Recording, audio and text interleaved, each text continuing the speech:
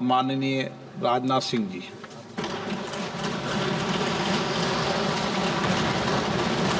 अध्यक्ष महोदय, सबसे पहले आज संसद पर हुए हमले की हम सभी जानते हैं बरसी है, तो मैं इस लोकतंत्र के मंदिर की रक्षा करने वाले अपने सारे शहीद सुरक्षा कर्मियों के प्रति अपनी हार्दिक श्रद्धांजलि अर्पित करता हूं, जिन्होंने की संसद की सुरक्षा में अपने प्राणों की आहुति दी है।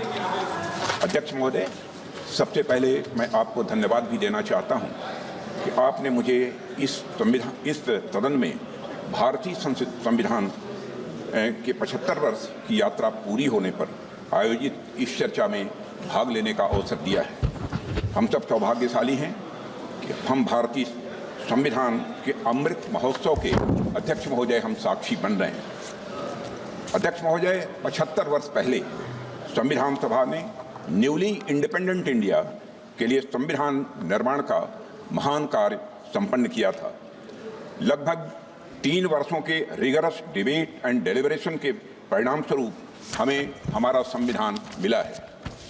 अध्यक्ष महोदय, संविधान सभा ने जो संविधान तैयार किया था वह केवल एक कानूनी दस्तावेज नहीं था, बल्कि जन आकांक्षाओं का वो प्रतिबिंब था और उन्हें पूरा करने का वह माध्यम भी था। It was an expression of the general will of the people. कई सदियों के बाद एक बार फिर से अध्यक्ष महोदय, भारत की तकदीर भारत के लोगों के हाथों में थी। स्वराज का जो सपना भारत के स्वतंत्रता सेनानियों और आम भारतीयों ने देखा था वह पूरा हो चुका था। अध्यक्ष महोदय, हम भारत के लोगों ने 26 नवंबर 1949 के दिन संविधान को अपनाया था, अधिनियमित किया था और उसे राष्ट्र को समर्पित किया था। यह वह दिन था जब भारत के लोग प्रजा से नागरिक बने थे अध्यक्ष महोदय, और ऐसे नागरिक जिनके अपने मौलिक अधिकार थे और उनके पास एक भारतीय नागरिक होने का गौरव भी था। ऐसे नागरिक जो अपनी सरकार को चुन सकते थे और चुन ही नहीं सकते थे अध्यक्ष महोदय, सरकारों को बदल सकते थे। अब देश में राजा रानी का शासन नहीं था, राजतंत्र नहीं था और न तो ब्रिटिश तंत्र था, बल्कि जनता का शासन था और लोकतंत्र था। अध्यक्ष महोदय, मैं अपनी बात को आगे बढ़ाने से पहले संविधान को अंगीकार करने के 75 वर्ष पूरे होने के उपलक्ष्य में इस सदन और समस्त देशवासियों को हार्दिक बधाई देता हूं। अध्यक्ष महोदय, साथ ही भारत की आज़ादी और भारत के संविधान के निर्माण से जुड़े सभी महानुभावों के प्रति कृतज्ञता भी व्यक्त करता हूं और उन सभी को शीश झुकाकर नमन करता हूं। अध्यक्ष महोदय, हमारा संविधान सार्वभौम है, हमारा संविधान सर्वसक्षम है। हमारे संविधान की सार्वभौमिकता और सर्वसक्षमता का अंदाजा इसी बात से लगाया जा सकता है कि जहां एक ओर हमारा संविधान स्टेट यानी राज्य की जिम्मेदारियों को विस्तृत रूप से सूचीबद्ध करता है, वहीं नागरिकों को उनके संवैधानिक और मौलिक अधिकार भी प्रदान करता है। अगर एक लाइन में मुझे कहना हो तो मैं कह सकता हूं कि हमारा संविधान सामाजिक, आर्थिक, राजनीतिक और सांस्कृतिक जीवन के सभी पहलुओं को छूते हुए राष्ट्र निर्माण का यह मार्ग प्रशस्त करता है। अध्यक्ष महोदय, साथ ही लोगों के लिए मॉरल ट्रेजेक्ट्री यानी नैतिक मार्ग भी बनाता है। इसी प्रकार हमारा संविधान जहां एक और कोऑपरेटिव फेडरलिज्म सुनिश्चित करता है, वहीं राष्ट्र की एकता को सुनिश्चित करने पर भी बल देता है। हमारा संविधान लेजिस्लेचर, एग्जीक्यूटिव और जुडिशरी को नागरिकों के हितों के लिए मिलजुल कर काम करने की शक्ति भी प्रदान करता है। साथ ही चेक्स एंड बैलेंसेस का भी सिस्टम यह संविधान प्रदान करता है, जिसे सभी संस्थाएं अपने संवैधानिक दायरे में रहकर वह काम कर सकें। अध्यक्ष महोदय, भारत का संविधान सिर्फ एक शासन प्रणाली स्थापित करने का ही कार्य नहीं करता है, बल्कि भारत के गौरव को पुनर्स्थापित करने का यह एक रोड मैप है अध्यक्ष महोदय, और साथ ही यह भारत को विश्व पटल पर सही स्थान दिलाने का रोड मैप है। भारत को पुनः एक आदर्श राष्ट्र बनाने का भी अध्यक्ष महोदय रोड मैप है, और यह रोड मैप है विकास का, रोड मैप है समता का, रोड मैप है न्याय का, रोड मैप है स्वतंत्रता का, बंधुता का, राष्ट्र की एकता और अखंडता को अक्षुण्ण रखने का। यह रोड मैप है नागरिकों की गरिमा सुनिश्चित करने का। अध्यक्ष महोदय, कुछ लोगों द्वारा हमारे संविधान को कॉलोनियल रूल यानी उपनिवेशवाद का उपहार मान लिया जाता है, या अक्सर हमारे संविधान को पश्चिमी देशों के संविधान से ली गई अच्छी बातों का एक संकलन मात्र मान लिया जाता है। अध्यक्ष महोदय, पिछले कुछ वर्षों में देश में एक ऐसा माहौल बनाने का प्रयास किया गया है कि संविधान एक पार्टी की विशेष देन है। इन सभी बातों में डेप्थ एंड ब्रेथ मैं मानता हूं कि दोनों की कमी है। अध्यक्ष महोदय, संविधान निर्माण में बहुत से लोगों की भूमिका को जानबूझकर नकार दिया गया है, जबकि सच्चाई यह है कि हमारा संविधान हमारी सिविलाइजेशनल वैल्यूज यानी सभ्यता एवं सांस्कृतिक मूल्यों का एक एक्सप्रेशन है। अध्यक्ष महोदय, हमारा संविधान स्वाधीनता संग्राम के हवन कुंड से निकला हुआ यह अमृत है। हमारा संविधान स्वतंत्रता सेनानियों के त्याग से सिंचित यह हमारा स्वाभिमान है। यह एक सीरीज ऑफ हिस्टोरिकल इवेंट्स का आउटकम है। स्वतंत्र भारत का संविधान कैसा होगा, इस बात पर स्वतंत्रता संग्राम के दौरान कई संस्थाओं और विभूतियों ने अपने विचार प्रस्तुत किए थे, जिनमें से बहुत से लोग संविधान सभा के सदस्य नहीं थे, लेकिन उनके विचारों ने भारत के संविधान के निर्माण में बहुत ही महत्वपूर्ण भूमिका निभाई है और बहुत बड़ा उनका योगदान है। हमें याद रखना चाहिए कि पंडित मदन मोहन मालवीय, लाला लाजपत राय, सरदार भगत सिंह, वीर सावरकर और ऐसे कई महापुरुषों के विचारों ने हमारे संविधान की भावना को मजबूत और समृद्ध किया है। अध्यक्ष महोदय,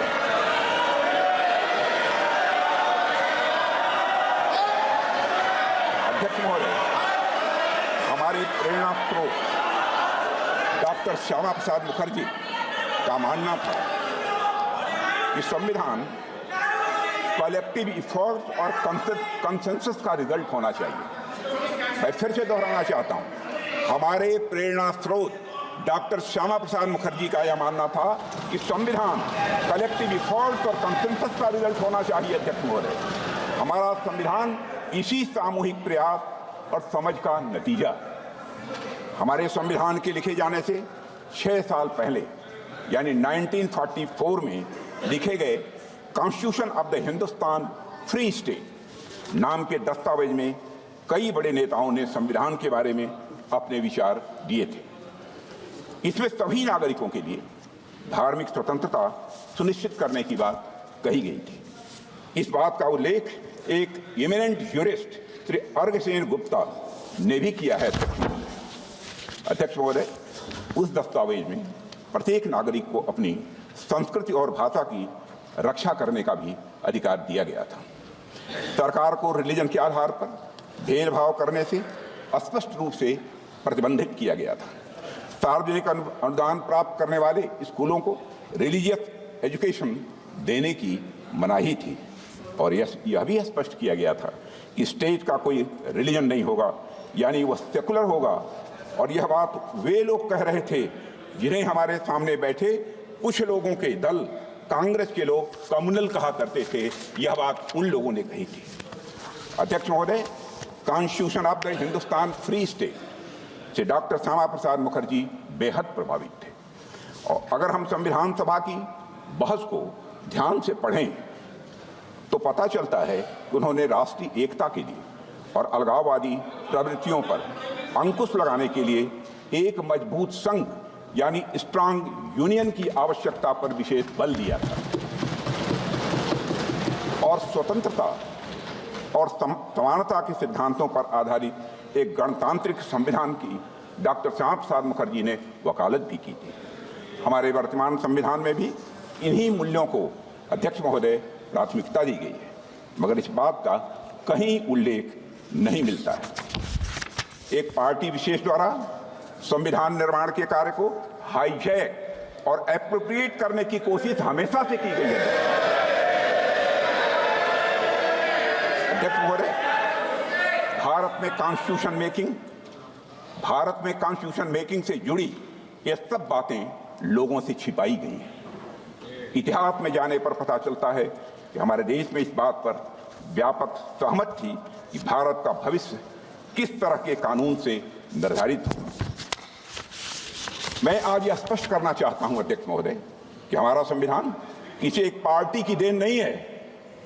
भारत का संविधान भारत के लोगों के द्वारा भारत के विचारों के साथ भारत के मूल्यों के अनुरूप बनाया गया एक अनपैरेलल्ड ट्रांसफॉर्मेटिव यह डॉक्यूमेंट है।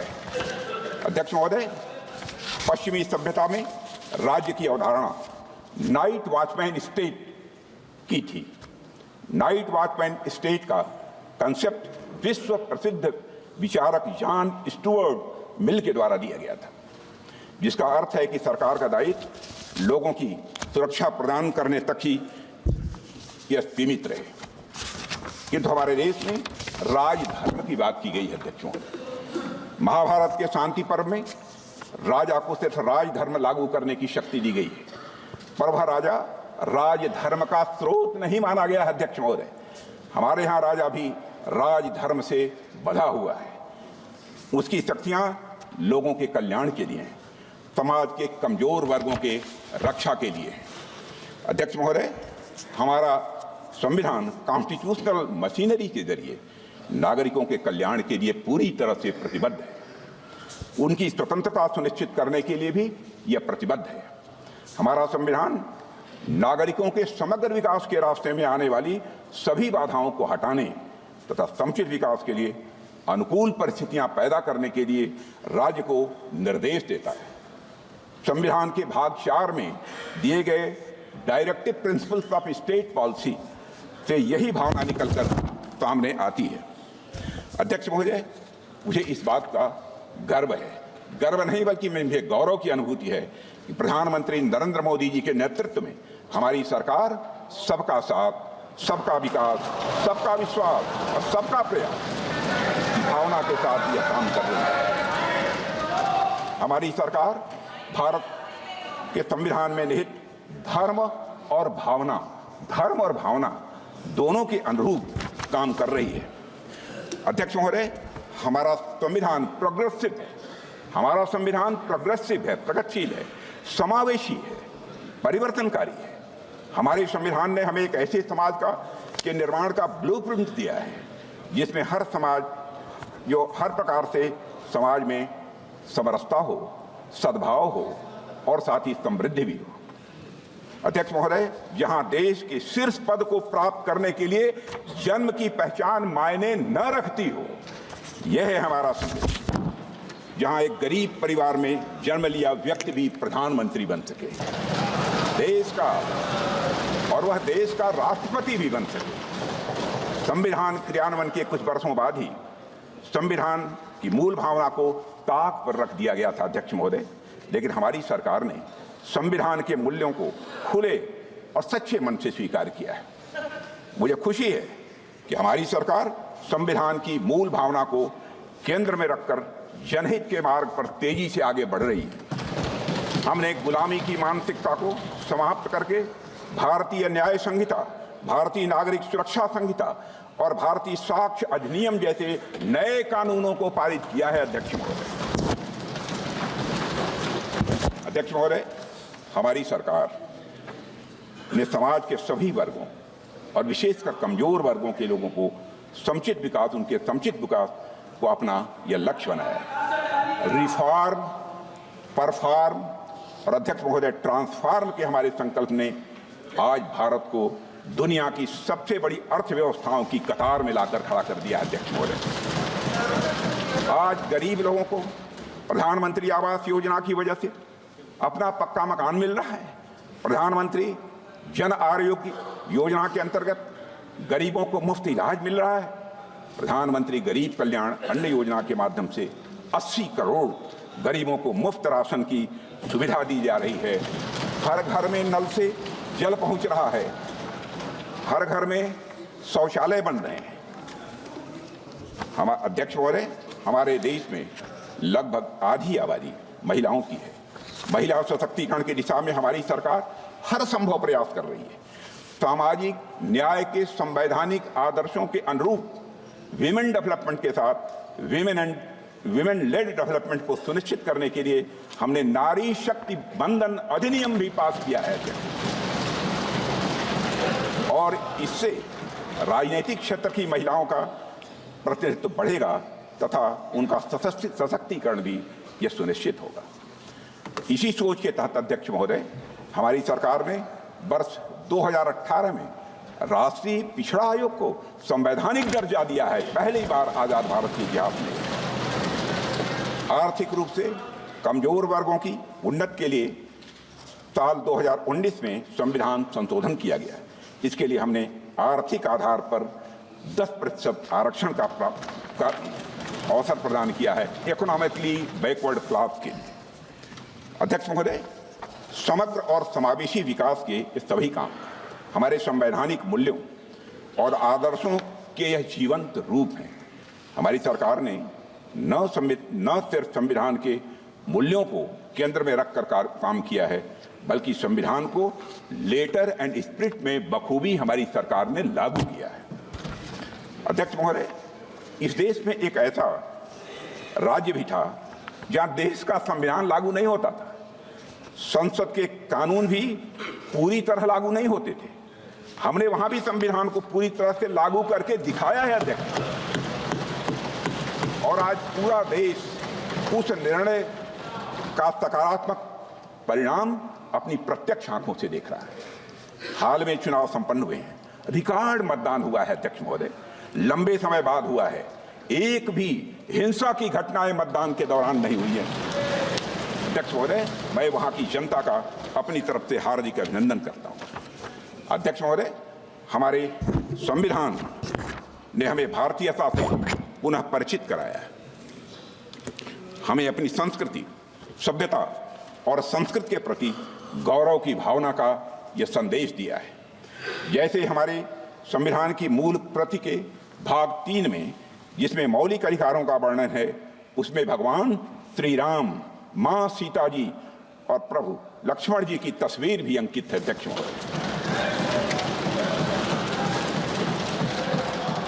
अध्यक्ष महोदय, संविधान की मूल प्रति के मुख पृष्ठ पर अजंता गुफाओं की पेंटिंग्स की छाप मिलती है, और अध्यक्ष महोदय, साथ ही कमल का फूल भी अंकित है। वह कमल का फूल यह दर्शाता है कि सदियों की गुलामी के दलदल से बाहर आकर अब एक संप्रभु और लोकतांत्रिक गणराज्य का उदय हो चुका है। हमारा संविधान और उसमें उकेरी गई आकृतियां हमारी सर्वोत्तम विरासत, समृद्ध इतिहास और महान परंपरा की यह वाहक है। इसी परंपरा को हम विकास भी, विरासत भी की भावना के साथ तेजी से आगे बढ़ा रहे हैं। हम सभी जानते हैं, भारत लोकतंत्र की जननी है। हमारे लोकतंत्र की महानता के बारे में बाबा साहब अम्बेडकर ने संविधान सभा में भी कहा था, and I quote, there was a time when India was studded with republics and even where there were monarchies, they were either elected or limited. They were never absolute. It is not that Indians did not know parliaments or parliamentary procedure. A study of the Buddhist Bhikshu Sanghas discloses that not only there were parliaments for the Sanghas, but they knew and observed all the rules of parliamentary procedure known to modern times. अध्यक्ष महोदय, हम ऐसी ही महान परंपरा का हिस्सा है, और यह हम सभी के लिए गौरव और यह स्वाभिमान की बात है। अध्यक्ष महोदय, हमारा संविधान अथक परिश्रम और विचार विमर्श का यह परिणाम है। इसके निर्माण में शामिल सभी महानुभाव महान देशभक्त थे। Doctor B.R. अम्बेडकर, श्री अल्लादी कृष्ण स्वामी अय्यर, श्री K.M. मुंशी, श्री गोपाल स्वामी अयंगर, श्री पंडित जवाहरलाल नेहरू, सरदार वल्लभ भाई पटेल, डॉक्टर राजेंद्र प्रसाद। जो मैं बोल रहा हूं वो सच्चाई है। डॉक्टर राजेंद्र प्रसाद और डॉक्टर श्यामा प्रसाद मुखर्जी जैसे नेताओं ने हमारे संविधान के निर्माण में अपनी महत्वपूर्ण भूमिका निभाई है और अपना महत्वपूर्ण योगदान दिया है। HB. Kamat, PS. Deshmukh, R K. सिल्वा, सिब्बनलाल सक्सेना, ठाकुरदास भार्गव, के.टी. शाह और हृदयनाथ कुंजरू आदि जैसी महान विभूतियों ने अपने अनुभव और ज्ञान से हमारे संविधान को समृद्ध किया है। ड्राफ्टिंग कमेटी के सलाहकार बी.एन. राव और इसके मुख्य मसौदाकार एस.एन. मुखर्जी अपने असाधारण योगदान के लिए आज भी याद किए जाते हैं। अध्यक्ष महोदय, अमूमन जब भी संविधान की बात की जाती है तो हम फाउंडिंग फादर्स की बात तो करते हैं, लेकिन फाउंडिंग मदर्स की बात नहीं करते। लेकिन आज मैं भारतीय गणतंत्र की उन फाउंडिंग मदर्स को भी अपनी श्रद्धांजलि अर्पित करना चाहता हूं, जिनका संविधान निर्माण में बहुत ही महत्वपूर्ण योगदान रहा है और जितना कि हमारे फाउंडिंग फादर्स का रहा है। यहां मैं एक ऐसी पुस्तक का उल्लेख करना चाहता हूं अध्यक्ष महोदय, जो संविधान सभा की उन महिला सदस्यों की भूमिका का वर्णन करती है जिनके योगदान का इतिहास द्वारा उचित मूल्यांकन नहीं किया गया था। Founding mothers of the Indian republic पुस्तक का नाम है founding mothers of the Indian republic, gender politics of the framing of the constitution नामक यह किताब संविधान की महिला सदस्यों का जीवन चित्रण करते हुए संविधान के निर्माण में उनके योगदान पर विस्तृत प्रकाश डालती है। जब 24 जनवरी 1950 को भारतीय संविधान पर अध्यक्ष महोदय जनप्रतिनिधियों द्वारा हस्ताक्षर किए गए, तो उस दस्तावेज पर हस्ताक्षर करने वालों में 11 महिलाएं भी शामिल थीं। उनके नामों का यहाँ पर मैं उल्लेख करना चाहूँगा और मैं मानता हूँ कि उल्लेख करना इस संसद के समक्ष आवश्यक भी है। जी. दुर्गाबाई, अम्मू स्वामीनाथन, अमृत कौर, दक्षिणायनी वेलायुधन, हंस मेहता, रेणुका रे, सुचिता कृपलानी, पूर्णिमा बनर्जी, बेगम कुरैशिया, एजाज रसूल, कमला चौधरी और एनी मैस्करीन। अध्यक्ष महोदय, मैं समझता हूं कि सदन और देश के द्वारा अपनी संविधान सभा की महान महिलाओं को हर्ष ध्वनि के साथ उनकी सामूहिक सराहना की जानी चाहिए।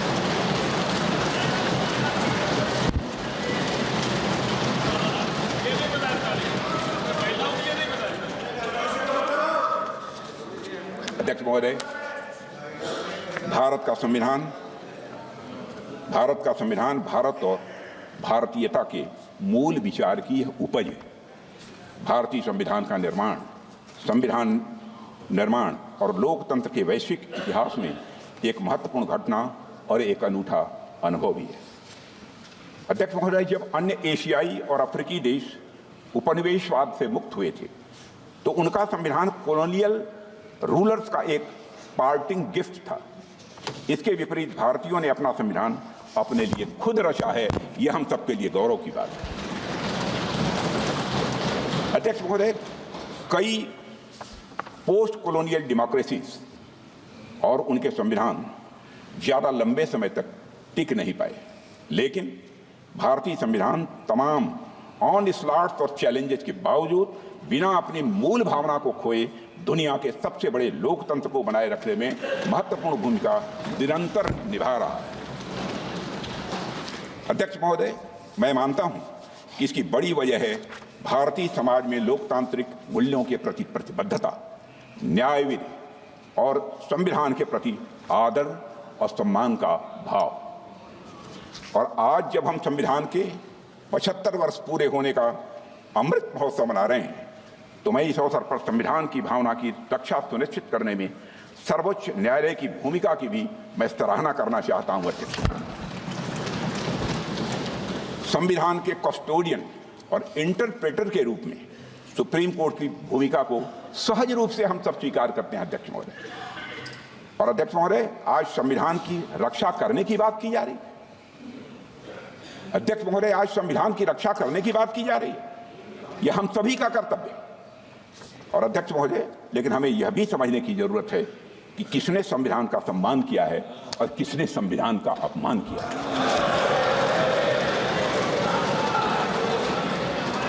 अध्यक्ष महोदय, इसी संदर्भ में मैं सुप्रीम कोर्ट के पूर्व जस्टिस यशआर खन्ना की आत्मकथा नाइदर रोजेज नॉर थॉर्न्स नामक किताब से एक पंक्ति उद्धृत करना चाहता हूं, जिसमें उन्होंने साफ साफ लिखा है, and I would like to quote, I told my younger sister Santosh, I told my younger sister Santosh, I have prepared a judgment which is going to cost me the Chief Justiceship of India, unquote. 1976 की में घटना घटी, मैं 1976 में घटी।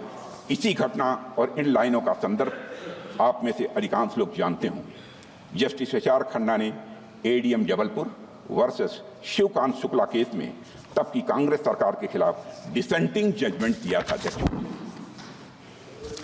अध्यक्ष महोदय, justice Khanna यह स्वीकार करने के लिए तैयार नहीं थे कि किसी भी हालत में सरकार द्वारा किसी नागरिक से उसके जीने का हक और अदालत में न्याय मांगने का अधिकार यह छीन लिया गया। अपने डिसेंटिंग जजमेंट के लिए जस्टिस खन्ना को क्या कीमत चुकानी पड़ी, यह बात भारतीय लोकतंत्र के सबसे काले अध्याय के पन्नों में अंकित है। अध्यक्ष महोदय, इसी तरह वर्ष 1973 में भी सभी संवैधानिक मूल्यों को ताक पर रखकर तब की कांग्रेस सरकार ने justice JM Shelat, KS Hegde और एएन ग्रोवर को सुपरसीड करके सीनियरिटी में चौथे नंबर के जज को भारत का मुख्य न्यायाधीश बना दिया। अध्यक्ष महोदय, इन तीनों जजों का सिर्फ एक अपराध था कि वे तीन लोग सरकार के सामने नहीं झुके। उन तीनों जजों ने एक तानाशाह सरकार की शक्तियों को संवैधानिक दायरे में बांधने की पूरी कोशिश। अध्यक्ष महोदय, यहां मैं एक महत्वपूर्ण बात जोड़ना चाहता हूं।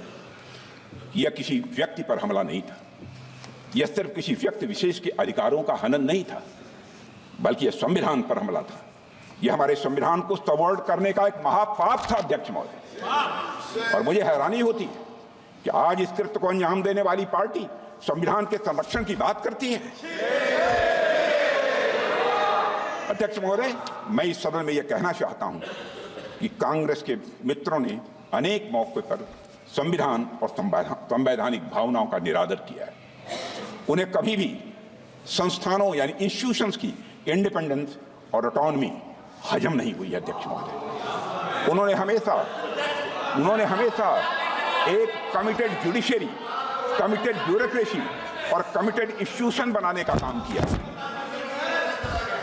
अध्यक्ष महोदय, कांग्रेस पार्टी ने हमेशा संविधान को राजनीतिक हित साधने का एक माध्यम बनाया और उसकी मूल भावना को तहस नहस करने का कांग्रेस ने काम किया है। अध्यक्ष महोदय, उनके मुंह से संविधान की रक्षा जैसी बातें मैं समझता हूं शोभा नहीं देती। अध्यक्ष महोदय, आज मैं देखता हूं कि विपक्ष के कई नेता संविधान की प्रति अपनी जेब में रखकर घूमते हैं। असल में उन्होंने बचपन से ही यही सीखा है। उन्होंने पीढ़ियों से अपने परिवार में संविधान को जेब में ही रखे थे।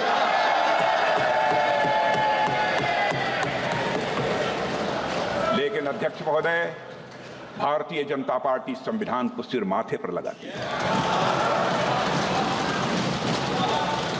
हमारा कमिटमेंट संविधान के प्रति पूरी तरह से साफ है। हमने कभी भी किसी इंस्टीट्यूशन की इंडिपेंडेंस और ऑटोनॉमी के साथ खिलवाड़ नहीं किया है। एक भी कोई ऐसी मिसाल नहीं मिली। संविधान के मूल्य हमारे लिए कहने या दिखाने भर की बात नहीं है। अध्यक्ष महोदय, कहने या दिखाने भर की यह बात नहीं है। संविधान के मूल्य, संविधान के द्वारा दिखाया गया मार्ग, संविधान के सिद्धांत हमारे मन में, वचन में, कर्म में हर जगह दिखाई पड़ेंगे। अध्यक्ष महोदय, हमारे संविधान निर्माताओं ने हमें एक लिविंग डॉक्यूमेंट दिया है। अध्यक्ष महोदय, जो युगानुकूल परिवर्तन की जरूरत के साथ तेजी से आगे बढ़ रहा है। बाबा साहब अम्बेडकर से अन्य संविधान निर्माताओं ने भी यह माना था कि संविधान भविष्य की सभी संभावनाओं को नहीं भांप सकता है, इसलिए उन्होंने आने वाली पीढ़ियों को उसमें संशोधन करने का भी अधिकार दिया था। प्रधानमंत्री श्री नरेंद्र मोदी जी के नेतृत्व में हमारी सरकार ने पिछले 10 वर्षों में जो भी संवैधानिक संशोधन किए हैं, मैं दावे के साथ कह सकता हूं, उन सभी का उद्देश्य सिर्फ और सिर्फ संवैधानिक मूल्यों को सशक्त करना था अध्यक्ष महोदय, सामाजिक कल्याण था अध्यक्ष महोदय, लोगों का सशक्तिकरण था अध्यक्ष महोदय। हमने अनुच्छेद 370 को निरस्त किया ताकि भारत की अखंडता सुनिश्चित हो। नारी शक्ति बंधन अधिनियम से महिलाओं के सामाजिक व आर्थिक सशक्तिकरण का मार्ग हमने प्रशस्त किया है। आर्थिक रूप से कमजोर वर्ग के लिए 10% आरक्षण भी सामाजिक न्याय की यह भावना से ही प्रेरित था अध्यक्ष महोदय। और अध्यक्ष महोदय, 70 वर्षों से हमारा पुराना टैक्सेशन सिस्टम करोड़ों उद्यमियों के लिए तो एक समस्या था ही, यह देश की एकता में भी बाधक था। हमने जीएसटी कानून बनाया। यह कार फेडरलिज्म के संवैधानिक सिद्धांत को कायम रखते हुए सभी को साथ लेकर चलने की हमारे प्रयास को यह दर्शाता है। अब जीएसटी काउंसिल में राज्यों की सहमति से अध्यक्ष महोदय, जीएसटी काउंसिल में राज्यों की सहमति से टैक्स दरें निर्धारित की जाती हैं। इसमें ease of doing business ranking में सुधार हुआ है। लोगों का जीवन अध्यक्ष महोदय यह आसान हुआ है। अध्यक्ष महोदय, जीएसटी काउंसिल के माध्यम से हमने कोऑपरेटिव फेडरलिज्म को मजबूत किया है। इस बात को सुप्रीम कोर्ट ने अपने फैसले में भी स्वीकार किया है। भारत के पूर्व मुख्य न्यायाधीश जस्टिस डीवाई चंद्रचूड़ ने इस कानून की प्रशंसा करते हुए कहा था, the amendment in the constitution to reflect and embody the GST is to my mind a classical example of the collaborative cooperative federalism. अध्यक्ष महोदय, डॉक्टर श्यामा प्रसाद मुखर्जी ने कहा था, the constitution is not just a set of rules, it is the spirit of India seeking its destiny. मुझे कहते हुए हर्ष अध्यक्ष महोदय, भारतीय जनता पार्टी ने हमेशा बाबा साहब भीमराव अंबेडकर और संविधान सभा की भावनाओं के प्रति पूरी तरह से निष्ठा रखते हुए संविधान को एक गाइडिंग प्रिंसिपल मानकर काम किया है। अध्यक्ष महोदय, कांग्रेस की तरह हमने संविधान को कभी राजनीतिक हित साधने का जरिया नहीं बनाया है। मैं दावे के साथ इस बात को कह सकता हूं, हमने संविधान को जिया है। हमने सजग और सच्चे सिपाही की तरह संविधान के खिलाफ की जा रही साजिशों का सामना किया अध्यक्ष, और उसकी रक्षा के लिए बड़े से बड़े कष्ट भी हमने उठाए। 2003 में जब श्रद्धेय अटल बिहारी वाजपेयी जी प्रधानमंत्री थे, तब हमने सुशासन को मजबूत करने के लिए 91वें संशोधन में मिनिमम गवर्नमेंट और मैक्सिमम गवर्नेंस की भावना से मंत्रिपरिषद के आकार को सीमित कर दिया था। इस संशोधन ने दल विरोधी कानून के तहत जरूरी बदलाव भी किए थे ताकि भ्रष्टाचार पर लगाम लगाई जा सके और राजनीतिक स्थिरता को बढ़ावा मिले। अध्यक्ष महोदय, आप आजाद भारत का इतिहास देख लीजिए। कांग्रेस ने सिर्फ संविधान संशोधन ही नहीं किया है, बल्कि मेरा आरोप है दुर्भावना के साथ साथ धीरे धीरे संविधान को बदलने का प्रयास किया है। पंडित जवाहरलाल जी नेहरू जब प्रधानमंत्री थे तो लगभग 17 बार संविधान में बदलाव किया गया। श्रीमती इंदिरा गांधी जी के समय पर लगभग 28 बार संविधान में बदलाव किया गया। श्री राजीव गांधी के समय पर लगभग 10 बार संविधान में बदलाव किया गया।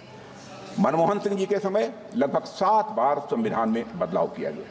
कांग्रेस सरकारों द्वारा किए गए अधिकांश संवैधानिक संशोधन या तो विरोधियों और आलोचकों को चुप कराने के लिए किए गए या तो गलत नीतियों को लागू करने के लिए किए गए थे। अध्यक्ष महोदय, आप पहले संविधान संशोधन को ही ले लीजिए। आप पहले संविधान संशोधन को ही ले लीजिए।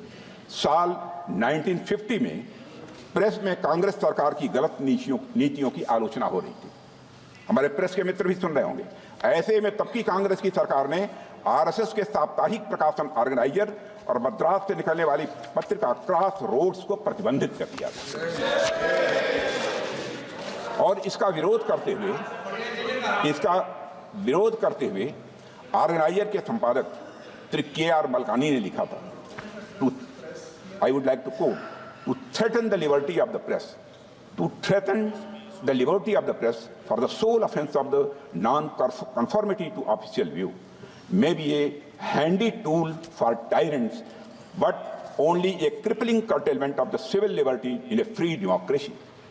A government can always learn more bona fide criticism of the independent thinking citizen than the fulsome flattery of the sultans.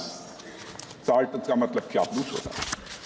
अखिल अध्यक्ष महोदय, मलकानी जी और आरएसएस ने, राष्ट्रीय स्वयंसेवक संघ ने सरकार के आदेश को सुप्रीम कोर्ट में चुनौती दी और सुप्रीम कोर्ट ने सेंसरशिप आदेश को रद्द कर दिया और सरकार के निर्णय को असंवैधानिक घोषित कर दिया था।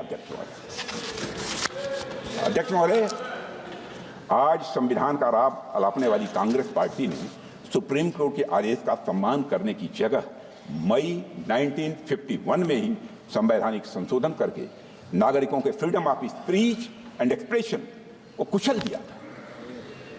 देश में पहला आम चुनाव भी नहीं हुआ था, कांग्रेस के पास कोई जनादेश भी नहीं था, लेकिन हड़बड़ी में पहला संविधान संशोधन कर दिया गया जिससे आलोचकों को चुप किया जा सके और अभिव्यक्ति की आजादी को कुचला जा सके। अध्यक्ष महोदय, हम सभी जानते हैं कि संविधान निर्माण में बाबा साहब अम्बेडकर की अग्रणी भूमिका थी, लेकिन बहुत कम लोग यह जानते हैं कि संविधान लागू होने के बाद कांग्रेस सरकार द्वारा मौलिक अधिकारों को कमजोर करने के प्रयासों के खिलाफ बाबा साहब हमेशा लड़ते रहे। जब कांग्रेस सरकार ने 1954 में संविधान में चौथा संशोधन लाकर मौलिक अधिकारों को कमजोर करने की कोशिश की तो बाबा साहब अम्बेडकर ने इसके खिलाफ कहा था। I would like to quote, I am sorry to say that this attitude of treating the fundamental rights with contempt as though there were no consequence, that they could be trodden upon at any time with the convenience of the majority or the wishes of the party chief is an attitude that may easily lead to some dangerous consequences in the future. And I feel very sorry that even a matter of this sort, namely the infringement of or the deviation from fundamental rights, is being treated by the party in power as though it was a matter of no moment at all, unquote. अध्यक्ष महोदय, कांग्रेस और उसके नेताओं के द्वारा नागरिकों के मौलिक अधिकारों को कुचलने की जिस एटीट्यूड की बात बाबा साहब ने की थी, कांग्रेस ने उसी एटीट्यूड को सत्ता में होने के दौरान बार बार दोहराया है। मैं कांग्रेस सरकार द्वारा किए गए कुछ संवैधानिक संशोधनों का यहाँ पर मैं उल्लेख करना चाहता हूँ, जिनके द्वारा संविधान और उसमें निहित भावना को ही नष्ट करने की कोशिश की गई। अध्यक्ष महोदय, साल 1975 में हुए 38वें 38th संविधान संशोधन से आपातकाल यानी इमरजेंसी लगाने के निर्णय को नॉन जस्टिशिएबल बनाने की कोशिश की गई। इलेक्शन लॉ अमेंडमेंट बिल लाया गया जिसका एकमात्र उद्देश्य उन सभी इलेक्टोरल मैल प्रैक्टिसेस को ह्यूमिलिटी देना था जिसके कारण श्रीमती इंदिरा गांधी के चुनाव को चुनौती दी गई। कल्पना कर सकते हैं अध्यक्ष महोदय, एक निंदनीय संशोधन जो अंततः लैप्स हो गया वह था 1976 में किया गया 41वां संविधान संशोधन विधेयक। इस संशोधन का उद्देश्य, मैं तुरंत का ध्यान आकर्षित करना चाहता हूं अध्यक्ष महोदय, इस संशोधन का उद्देश्य प्रधानमंत्री, राज्यपाल और राष्ट्रपति को पद ग्रहण करने से पहले उनके कार्यकाल के दौरान किए गए सभी कार्यों के लिए आपराधिक जो है मुकदमों से इम्यूनिटी प्रदान करना था, चाहे जो भी अपराध किए सब क्षम्य थे। अध्यक्ष महोदय, इसका मतलब यह था सबसे जघन्य अपराध करने वाला व्यक्ति भी अगर एक दिन के लिए भी संवैधानिक पद पर बैठ जाए तो उसके सभी अपराध माफ। कैसे देश माफ कर सकता है? अध्यक्ष महोदय, संवैधानिक शक्तियों का दुरुपयोग यही नहीं रुका। 28 अगस्त 1976 को 42वां संविधान संशोधन पेश किया गया था जिसमें प्रोविजंस थे कि किसी भी कानून की संवैधानिकता केवल 7 न्यायाधीशों द्वारा ही तय की जा सकती है और किसी भी कानून को केवल 2/3 बहुमत से ही रद्द किया जा सकता है। अध्यक्ष महोदय, क्षमा कीजिए, क्या यह सब एक तानाशाह द्वारा अपने निजी स्वार्थ के लिए संविधान को विकृत करने का यह भरसक प्रयास नहीं था? अध्यक्ष महोदय, बेसिक स्ट्रक्चर के सिद्धांत को नकारने के लिए 42वें संविधान संशोधन के द्वारा यह प्राविधान किया गया था कि आर्टिकल 368 के तहत किया गया प्रत्येक संवैधानिक संशोधन यह वैध होगा। जैसा कि आप जानते हैं कि आर्टिकल 368 के माध्यम से संविधान में संशोधन की व्यवस्था की गई है और संविधान में लोकसभा का कार्यकाल भी बढ़ाकर 6 साल कर दिया गया। अध्यक्ष महोदय, क्या यह पूरे संविधान को एक तानाशाह के उद्देश्यों की पूर्ति का एक माध्यम मात्र बनाने का यह षड्यंत्र नहीं था?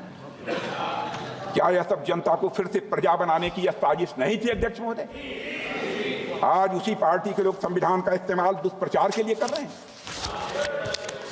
आज उसी पार्टी के लोग जात के आधार पर जनगणना कराना चाहते, कराएं, हमें कोई आपत्ति नहीं, लेकिन मैं जानना चाहता हूं कि देश की जनता की आंखों में धूल झोंक कर राजनीति नहीं की जानी चाहिए। राजनीति करनी है तो जनता की आंखों में आंख डालकर राजनीति आपको एक ब्लूप्रिंट लेकर आना चाहिए, एक मसौदा लेकर आना चाहिए, ऐसा मसौदा जिसमें कि यह पूरी तरह से स्पष्ट हो, जो जातिगत जनगणना कराएंगे किस जाति को आरक्षण का कितना प्रतिशत देंगे, इसका भी खुलासा होना चाहिए। और मैं चाहूंगा कि ऐसा मसौदा तैयार होता है तो अध्यक्ष महोदय, यदि यह संसद सहमत हो, यदि आपकी अनुमति हो, तो उस पर संसद में चर्चा भी हो सकती है। अध्यक्ष महोदय, देश को गर्व है कि हमारा संविधान आपातकाल और भ्रष्ट सरकारों के सामने भी मजबूती से खड़ा रहा है। अध्यक्ष महोदय, हमारे संविधान में समय के साथ कई संशोधन हुए हैं, लेकिन संविधान की मूल भावना आज भी बनी हुई है, ये हमेशा बनी रहेगी। और अध्यक्ष महोदय, कांग्रेस चाहे जितनी भी कोशिश कर ले, लेकिन हम कभी भी संविधान के मूल चरित्र को बदलने नहीं देंगे।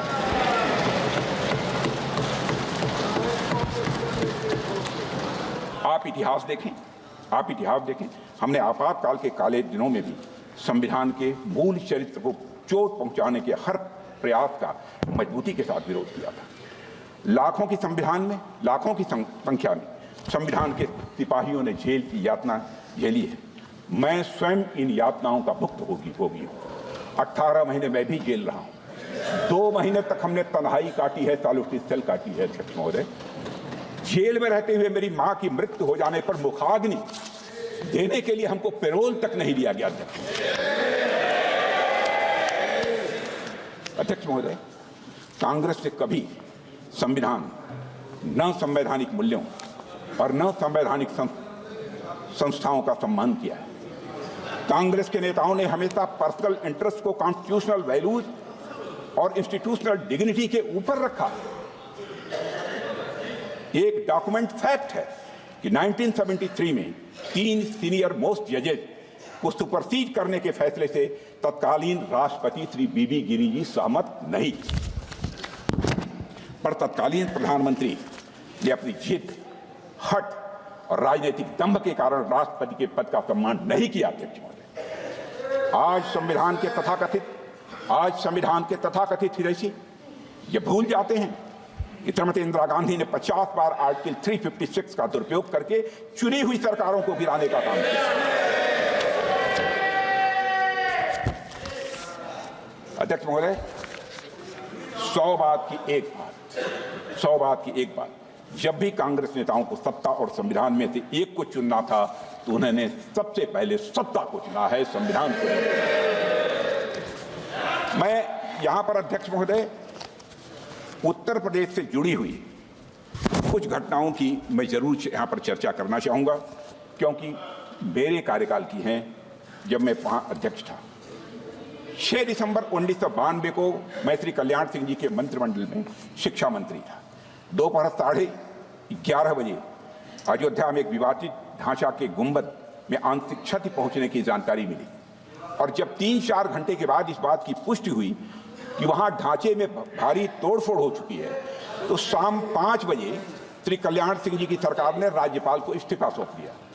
अध्यक्ष महोदय, आपका विशेष रूप से ध्यान आकर्षित करना चाहता हूं, इस्तीफा दे दिया कल्याण सिंह जी, परंतु सभापति महोदय, आश्चर्य की बात है कि पूर्ण बहुमत की सरकार का इस्तीफा स्वीकार नहीं किया गया और कुछ घंटे के बाद बर्खास्तगी का आदेश कर दिया गया। यह संवैधानिक व्यवस्था के दुरुपयोग का पहला उदाहरण मैंने अपने राजनीतिक जीवन में देखा है। सभापति महोदय, मैं तो सिर्फ अपने द्वारा अनुभव किए गए कुछ प्रयोग बताना चाहता हूँ। 22 अक्टूबर 1997 को मैं भारतीय जनता पार्टी उत्तर प्रदेश का अध्यक्ष था। श्री कल्याण सिंह जी हमारी गठबंधन सरकार के मुख्यमंत्री थे। हमने अपना बहुमत सदन के पटल पर साबित कर दिया था। विधानसभा अध्यक्ष स्वर्गीय श्री केसरीनाथ त्रिपाठी जी ने सरकार के बहुमत सिद्ध होने का निर्णय भी सुना दिया था, किंतु फिर भी विपक्षी दल एक झुंड बनाकर, जिसमें हमारे कांग्रेस के मित्र थे, उत्तर प्रदेश के राज्यपाल के पास गए और राज्यपाल ने यह कह दिया, उन्हें लगता है कि सरकार के पास बहुमत नहीं है अध्यक्ष महोदय, जबकि हम बहुमत सिद्ध कर चुके। अर्थात विधानसभा में बहुमत सिद्ध करने के बाद भी किसी सरकार को बर्खास्त कर दिया गया और रात में ही कैबिनेट ने बर्खास्तगी का निर्णय लेकर अनुमोदन के लिए राष्ट्रपति को भेज दिया। सभापति महोदय, मुझे याद है कि उस समय मेरे साथ रात्रि में 12 बजे वहां से चल के हम सभी विधायक अगले दिन राष्ट्रपति भवन के बाहर देश के मीडिया के सामने 240 विधायकों की संख्या के साथ हम वहां पर मौजूद थे। उस समय उत्तर प्रदेश की विधानसभा 425 की होती थी। मैं आभार व्यक्त करना चाहूंगा देश के तत्कालीन राष्ट्रपति और दलित समाज से आने वाले देश के पहले राष्ट्रपति श्री के.आर. नारायणन का, जिन्होंने इस अन्याय को देखते हुए अपने संवैधानिक अधिकार का प्रयोग करते हुए उस समय कांग्रेस सरकार की कैबिनेट की संस्कृति को पुनर्विचार के लिए लौटा दिया। समाचार पत्रों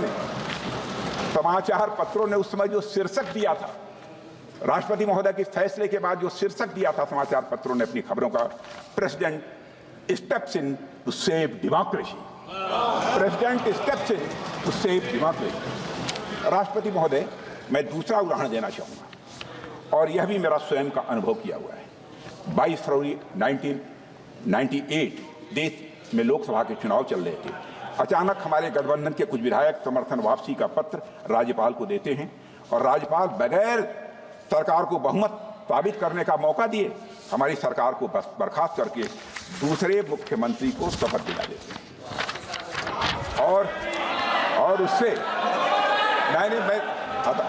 और उससे अब क्या करें? क्या वो एक डिसिप्लिन सोल्जर है और उसमें कांग्रेस में थे और उससे निरंतर उनको बाद में एहसास हुआ होगा कि हमसे हमारी पार्टी ने गलत काम करा दिया, इसीलिए उन्होंने पार्टी छोड़कर भारतीय जनता पार्टी की तरफ से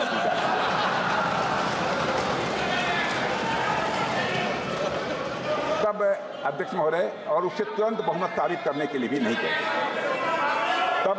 तब इलाहाबाद हाईकोर्ट ने, अध्यक्ष महोदय आपका ध्यान आकर्षित करना, तब इलाहाबाद हाईकोर्ट ने भारत के संवैधानिक इतिहास का एक अभूतपूर्व निर्णय दिया कि 24 घंटे में शक्ति परीक्षण होगा और सदन में 2 मुख्यमंत्री रहेंगे। आपने ऐसा कभी सुना नहीं होगा और जो बहुमत पाएगा वही मुख्यमंत्री माना जाएगा।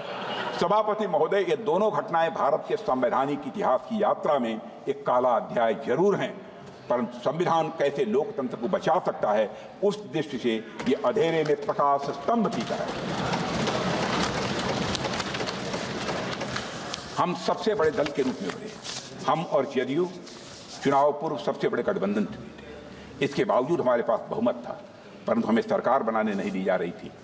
जब मामला सर्वोच्च न्यायालय में गया तो पहली बार झारखंड के तत्कालीन राज्यपाल और तत्कालीन केंद्र सरकार पर तल्ख टिप्पणी करते हुए सर्वोच्च न्यायालय ने फ्रॉड ऑन कॉन्स्टिट्यूशन जैसी बात कही थी। यह झारखंड की घटना है जिसका मैं यहाँ पर उल्लेख करना चाहता हूँ, उसके विस्तार में मैं अध्यक्ष महोदय नहीं गया। अध्यक्ष महोदय, मैं भारत के संसदीय और संवैधानिक इतिहास में यदि मील के पत्थर गिनाना चाहूँ तो 1995 में जब जनेवा में, मैं प्रतिपक्ष का ध्यान विशेष रूप से अध्यक्ष महोदय आपके माध्यम से आकर्षित करना चाहता हूं।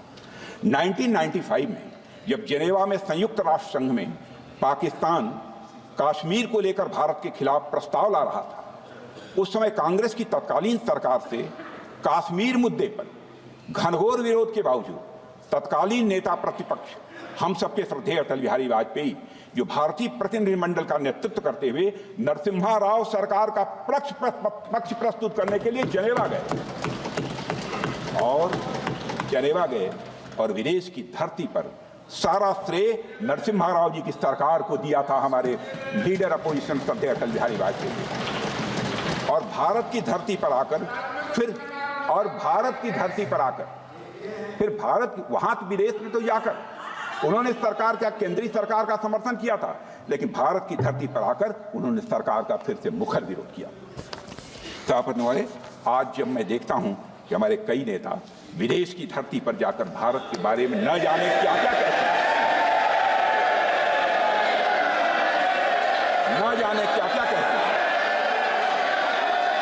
तो हमें यह घटना एक कहानी जैसी लगती है अध्यक्ष महोदय। परंतु परिपक्व विपक्ष की भूमिका कैसे निभाई जा सकती है, इसे भी सभी दलों को समझना चाहिए। और मैं घटना और याद दिलाना चाहता हूं, 1996 में अटल जी की 13 दिन की सरकार थी। यह सदन की कार्रवाई को टेलीविजन के द्वारा सीधा प्रसारण करने का फैसला यदि किसी ने जब किया गया था, तो उसमें अटल जी भारत के प्रधानमंत्री थे और उन्होंने इसकी पहल की थी। अध्यक्ष महोदय, 100 बात की एक बात, जब भी कांग्रेस के नेताओं को सत्ता और संविधान में से एक को चुनना था, तो उन्होंने हमेशा ये सत्ता को चुना।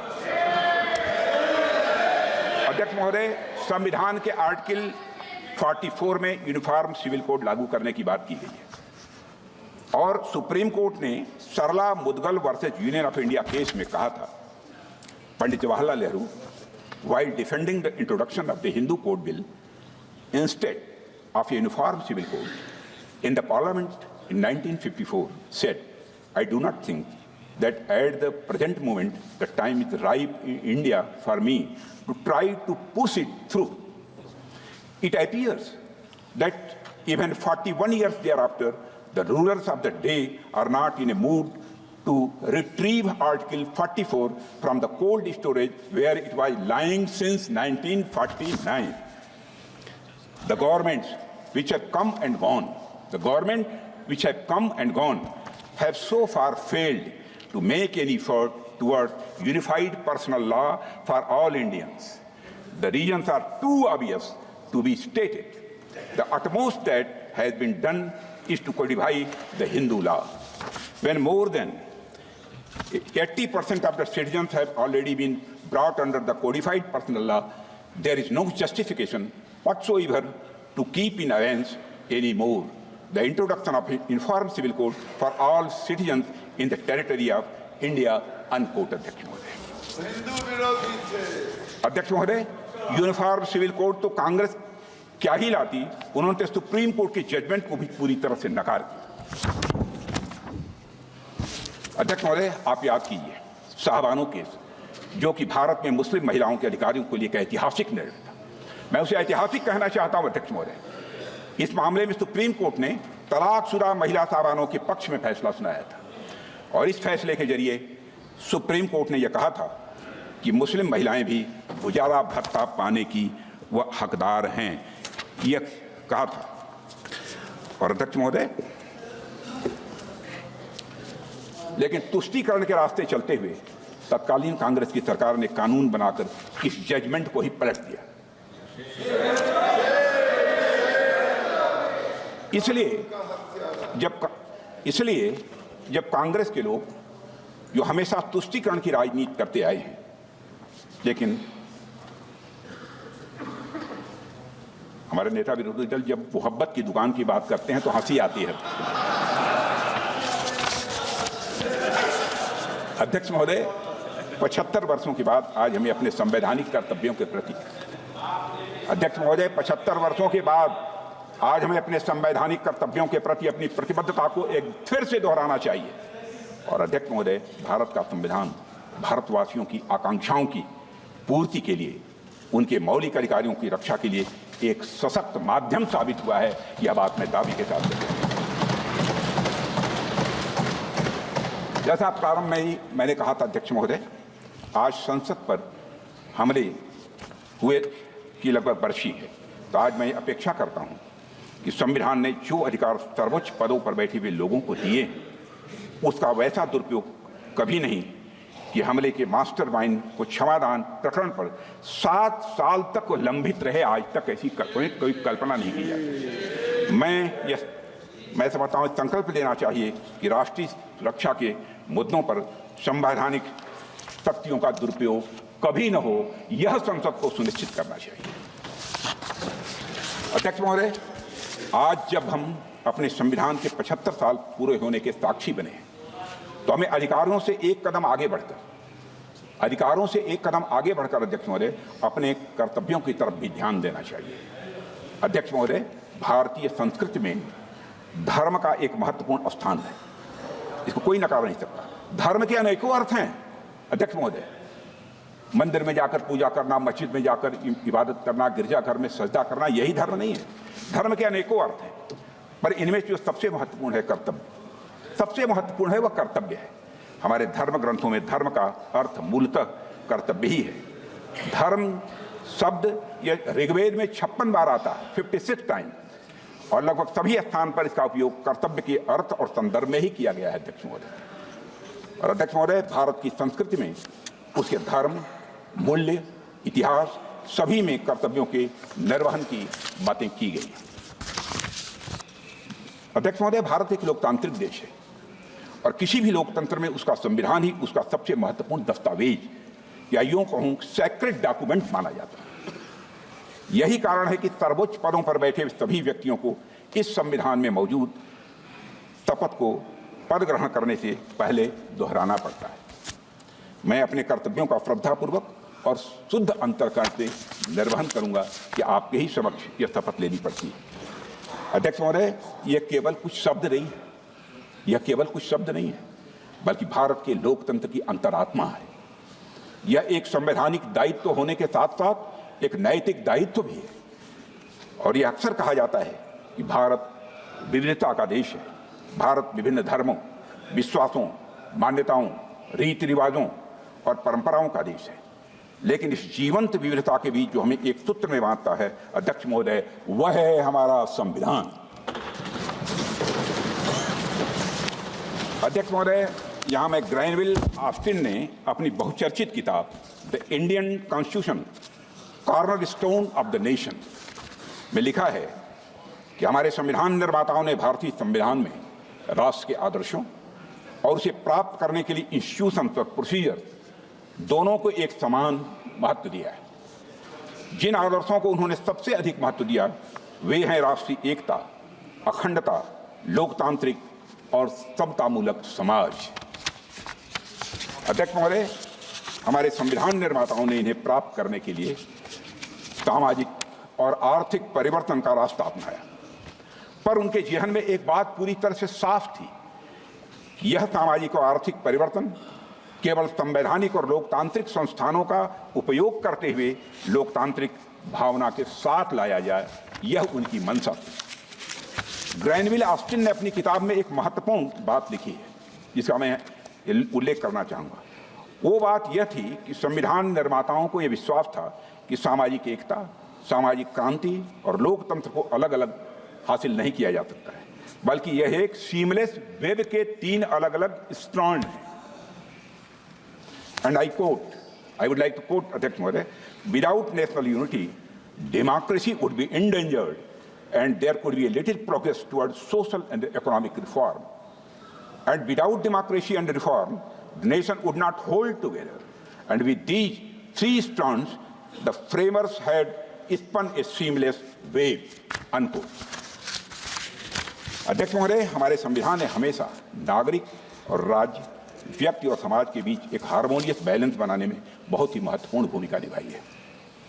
एक प्रसिद्ध jurist, former chief justice of USA John Marshall ने कहा था, constitution is framed for ages to come, constitution is framed for ages to come but its course can not always be tranquil. जिसका अर्थ है कि संविधान की रचना सदियों के लिए होती है मगर उसकी यात्रा चुनौतीपूर्ण होती है। अध्यक्ष महोदय, हमारे संविधान निर्माता आज़ादी के आंदोलनों से प्रेरित थे, ये हम सभी जानते हैं। वे सभी दूरदर्शी थे, लेकिन भविष्य में आने वाली सभी चुनौतियों और उनके समाधानों को संविधान में सम्मिलित करना संभव नहीं था, किसी भी सूरत में संभव नहीं था। पिछले 7.5 दशकों में संविधान को बहुत सी चुनौतियों का सामना करना पड़ा है अध्यक्ष महोदय, पर हम सबको इस बात का गर्व होना चाहिए कि हमारे संविधान की स्पिरिट ऑफ रेजिलियंस है कि हम उन सभी चुनौतियों का सामना पूरी दृढ़ता से कर पाए हैं। पिछले 75 वर्षों में अध्यक्ष महोदय ऐसे कई अवसर आए हैं जब भारत के सर्वोच्च न्यायालय ने अपने फैसलों के माध्यम से लोगों के मौलिक अधिकारों की रक्षा की है और वह लोकतंत्र को मजबूत किया है। और इन सभी ऐतिहासिक फैसलों के पीछे जो आदर्श, सोच और मापदंड थे वे सभी हमारे संविधान में निहित हैं। और भारतीय संविधान वह आदर्श था अध्यक्ष महोदय जिसके माध्यम से दुनिया का सबसे बड़ा लोकतंत्र यह अस्तित्व में आया था। यह एक चार्टर था अध्यक्ष महोदय जिसने एक प्राचीन सभ्यता को आधुनिकता और बड़े सामाजिक और आर्थिक सुधार के मार्ग पर इसने अग्रसर किया। और पिछले 75 वर्षों से हमारा संविधान इस भूमिका को पूरी निष्ठा और समर्पण के साथ निभा रहा है। अध्यक्ष महोदय, पिछले 75 सालों में संविधान की मूल भावना से ही प्रेरणा लेते हुए हमारे सर्वोच्च न्यायालय ने लैंगिक समानता को बढ़ावा दिया, पर्यावरण संरक्षण को सुनिश्चित किया, संघीय संरचना को मजबूत किया और लोगों को मौलिक अधिकारों की रक्षा की है। अध्यक्ष महोदय, इस संदर्भ में मेरा मानना है कि इन सभी निर्णयों के पीछे जो गाइडिंग प्रिंसिपल्स थे वो हमारे संवैधानिक निर्माताओं के आदर्श और दृष्टिकोण थे जो भारत के संविधान में ही निहित है। भारत का संविधान 7 दशकों से अधिक समय से न सिर्फ शानदार तरीके से भारत का संविधान काम कर रहा है बल्कि तमाम झंझावातों को झेलने के बाद भी साल दर साल हमारा संविधान मजबूत होता जा रहा है अध्यक्ष महोदय। और मेरा मानना है कि इसकी बड़ी वजह थी मेरा मानना है इसके सबसे बड़ी वजह थी इसमें निहित कॉन्स्टिट्यूशनल मॉरलिटी। अध्यक्ष महोदय, डॉक्टर अंबेडकर ने संविधान सभा की 4 नवंबर 1949 को अपने भाषण में इसी कॉन्स्टिट्यूशनल मॉरलिटी पर विचार रखते हुए प्रसिद्ध विचारक जॉर्ज ग्रोथ को कोट करते हुए कहा था कि constitutional morality was the inseparable condition of the government at once free and peaceful. अध्यक्ष महोदय, हमारे भारतीय संविधान को इस कॉन्स्टिट्यूशनल मॉरलिटी से रेखांकित करने के लिए हमें बाबा साहब भीमराव अंबेडकर और संविधान सभा के प्रत्येक सदस्य के प्रति आभारी होना चाहिए। 26 नवंबर 1949 से ठीक एक दिन पहले डॉक्टर अंबेडकर ने संविधान सभा में एक भाषण दिया था जिसे द ग्रामर ऑफ एनॉर्की स्पीच के नाम से जाना जाता है। ग्रामर ऑफ एनॉर्की स्पीच के नाम से जाना जाता है। डॉक्टर अंबेडकर ने उसमें कहा था, मुझे लगता है अध्यक्ष महोदय, डॉक्टर अंबेडकर ने कहा था मुझे लगता है कि कोई संविधान कितना भी अच्छा हो वह बुरा बन सकता है अगर जिन लोगों पर उसे चलाने की जिम्मेदारी है वो अच्छे न हों। उसी तरह कोई संविधान कितना भी बुरा हो वह अच्छा साबित हो सकता है अगर उसे चलाने वाले लोगों की भूमिका सकारात्मक हो।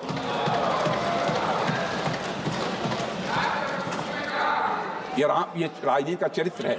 राजनीति का चरित्र है, जैसे व्यक्तियों के हाथों में जाती है वैसी बन जाती है।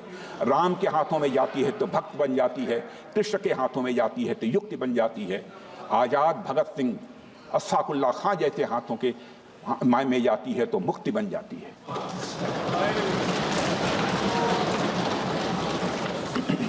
अंत में बाबा साहब अम्बेडकर द्वारा कही गई अध्यक्ष महोदय एक बहुत ही महत्वपूर्ण बात मैं आप सभी के बीच रखना चाहता हूं।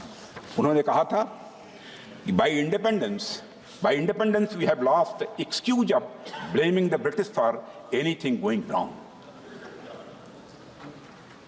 Again I would like to repeat it.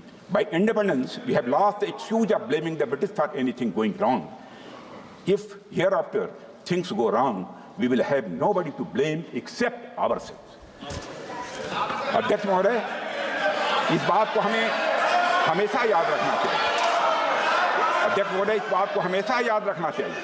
हमारा संविधान सबसे उत्कृष्ट दिमागों की एक कड़ी मेहनत और दृष्टि का परिणाम है। हमारा संविधान हर मामले में एक महान दस्तावेज है अध्यक्ष महोदय।